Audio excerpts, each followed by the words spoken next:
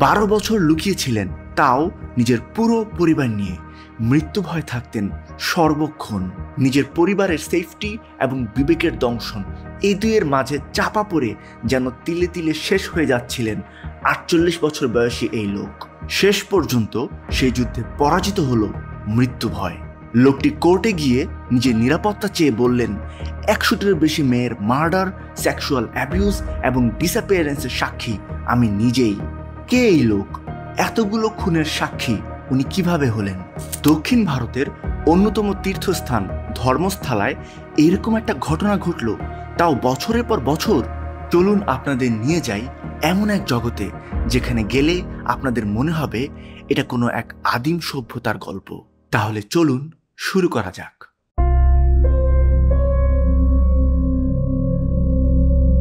3 জুলাই 2025 ভারতের কর্ণাটক স্টেটের দক্ষিণা কান্নাড়া জেলার সুপারিনটেন্ডেন্ট অফ পুলিশ অর্থাৎ এসপির কাছে লিখিত অভিযোগ নিয়ে সামনে দাঁড়ালো একটি লোক।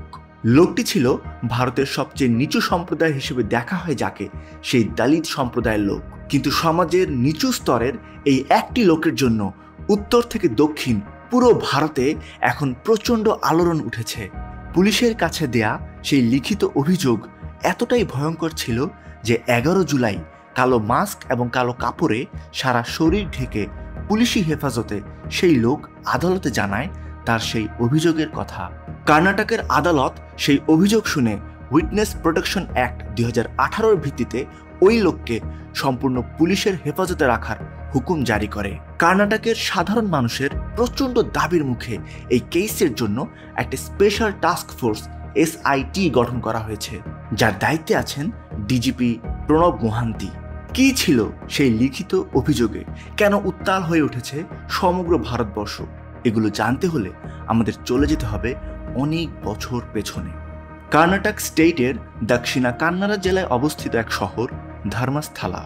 শহরটি পুরো দক্ষিণ ভারতের হিন্দুদের জন্য খুবই রেসপেক্টেবল একটা প্লেস, কারণ এই শহরেই আছে 800 বছরের পুরনো এক মন্দির, ধর্মস্থলা মন্দির। পাশেই রয়েছে নেত্রাভাতী নদী। হিন্দুদের কাছে পবিত্র এই তীর্থস্থানে প্রতিদিন 2000 ভক্ত আসত মন্দির দর্শন করতে এবং পুজো করতে। এই মন্দিরেই 1995 সালে স্যানিটারি কর্মী হিসেবে যোগ দেয় দলিত সম্প্রদায়ের ওই লোকটি। যোগ দেওয়ার কিছুদিন পরেই লোকটি নেত্রাভাতী নদীর তীরে একটু নির্জন সাইডে একটা লাশ দেখতে পায়, জামা কাপড় ছাড়া নগ্ন এক মেয়ের লাশ। মেয়েটিকে দেখেই বোঝা যাচ্ছিল তাকে নির্যাতন করে খুন করা হয়েছে। এই পুরো ঘটনাটি ওই দলিত লোকটি মন্দিরে কাজ করা তার সুপারভাইজারকে জানায়। একটা মেয়ের লাশ দেখে পুলিশ ডাকা তো দূরের কথা, উল্টো সুপারভাইজার ওই দলিত লোকটিকেই নির্মমভাবে পেটায় এবং তাকে দিয়েই ওই মেয়েটির লাশ নেত্রাভাতী নদীর তীরে মাটি চাপা দেয়।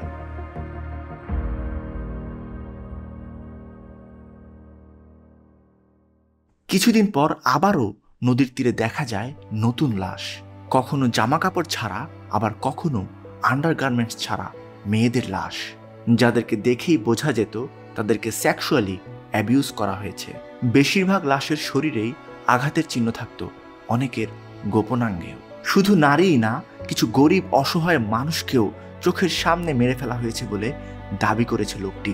সব লাশ আবার নদীর তীরে দাফন করা হয়নি। কিছু লাশ ডিজেল দিয়ে সম্পূর্ণ পুড়িয়ে দেওয়া হয়েছে ওই দলিত লোকটির হাত দিয়েই, আর বাকিদের মাটি চাপা দেওয়া হয়েছে নেত্রাভাতী নদীর তীরে বিভিন্ন নির্জন জায়গায়। কালো মুখোশ পরা দলিত লোকটি নেত্রাভাতী নদীর তীরে মাটি চাপা দেওয়ার একটা কারণ ব্যাখ্যা করেছে। সাধারণত নদীর তীরে ভেজা মাটির নিচে লাশ খুব দ্রুত ডিকম্পোজ হয়ে যায়, তাই নদীর তীরে মাটির নিচে লাশ চাপা দেওয়া হতো যেন পরবর্তীতে কখনোই এই লাশগুলোর ব্যাপারে কোনো প্রমাণ পাওয়া না যায়। দলিত সম্প্রদায়ের লোকটি যখনই এর বিরুদ্ধে কথা বলতে চেয়েছে, তখনই তাকে বলা হয়েছে যদি সে তাদের কথা মতো কাজ না করে তাহলে তার এবং তার পরিবারেরও একই পরিণতি হবে। তাদের লাশও টুকরো টুকরো করে নদীর তীরে মাটি চাপা দেয়া হবে। দিনের পর দিন, বছরের পর বছর লোকটি এই মানসিক এবং শারীরিক নির্যাতনের ভেতর দিয়ে গেছে। নিজের জীবন এবং পরিবারের জীবন বাঁচাতে সে এই কাজ করে গেছে দীর্ঘ 15 বছর। কিন্তু 2014 সালে তারই পরিবারের একটি মেয়ে যখন সেক্সুয়ালি অ্যাবিউজড হয়, তখন সে বুঝতে পারে এবার তাকে পালাতে হবে। 2014 সালের ডিসেম্বরে দালিত লোকটি সপরিবারে রাতের আধারে পালিয়ে যায় অন্য আরেকটা স্টেটে। অন্য স্টেটে গিয়েও কিছুদিন পরপরই লোকটি বাসা বদলে ফেলত, যেন তাকে বা তার পরিবারকে কোনোভাবেই খুঁজে না পায় প্রচণ্ড ক্ষমতাবান ওই মানুষগুলো। কিন্তু নিজের বিবেকের কাছে বহু বছর ধরেই অপরাধী হয়েছিল লোকটি। এই অপরাধ বোধ তাকে ভেতর থেকে শেষ করে দিচ্ছিল। 12 বছর আত্মগোপনে থেকে অবশেষে 3 জুলাই সে পুলিশের এসপির কাছে লিখিত অভিযোগ জানিয়ে নিজের জীবনের নিরাপত্তা চায়। দালিত লোকটি এটাও বলেছে যে পুলিশ তাকে প্রপার প্রোটেকশনে রাখলে সে শুধু মাটি চাপা দেওয়া ওই জায়গাগুলো দেখিয়েই দিবে না, কারা এর সাথে জড়িত তাদের সবার নামও প্রকাশ করবে। কর্ণাটকের আদালত এই অভিযোগ এত গুরুত্বের সাথে দেখার একটা কারণ আছে। দালিত লোকটি এই লিখিত অভিযোগ দেওয়ার পরেই পুলিশকে নিয়ে নেত্রাবতী নদীর তীরে একটি জায়গা থেকে একটা লাশ উদ্ধার করিয়েছে। লাশটি বহুদিন মাটি চাপা হয়েছিল। লাশটির ফরেন্সিক চলছে এই মুহূর্তে। প্রশ্ন হচ্ছে, এরকম ঘটনা যদি আসলেই ঘটে থাকে তাহলে ধর্মস্থলা জায়গাতে হারিয়ে যাওয়া মেয়েদের নিয়ে কোনো নিউজ হয়নি কেন? আসলে ধর্মস্থলা এর আগেও বেশ কয়েকবার আলোচনায় এসেছিল। এর মধ্যে সবচেয়ে আলোচিত ছিল 2012 সালের সৌজানিয়া রেপ অ্যান্ড মার্ডার কেস। সৌজানিয়ার পরিবার বারবার অভিযোগ করেছিল যে খুনি ধর্মস্থলা মন্দিরের প্রভাবশালীদের ছত্রছায়ায় আছে, কিন্তু কর্ণাটক হাইকোর্ট একমাত্র অ্যাকিউজডকেও ছেড়ে দেয় প্রমাণের অভাবে। এবারও কি তেমনই কিছু আমরা দেখতে যাচ্ছি? এখানে দুইটা ফ্যাক্টর আছে, একটা পজিটিভ, একটা নেগেটিভ। প্রথমে নেগেটিভ ফ্যাক্টরটা বলি। ধর্মস্থলা মন্দিরের দায়িত্ব বহু বছর ধরেই কর্ণাটকের পাওয়ারফুল হেগড়ে ফ্যামিলির কাছে আছে। প্রচণ্ড পাওয়ারফুল এই ফ্যামিলির সম্পর্ক নরেন্দ্র মোদীর বিজেপির সাথে সবচেয়ে গভীর।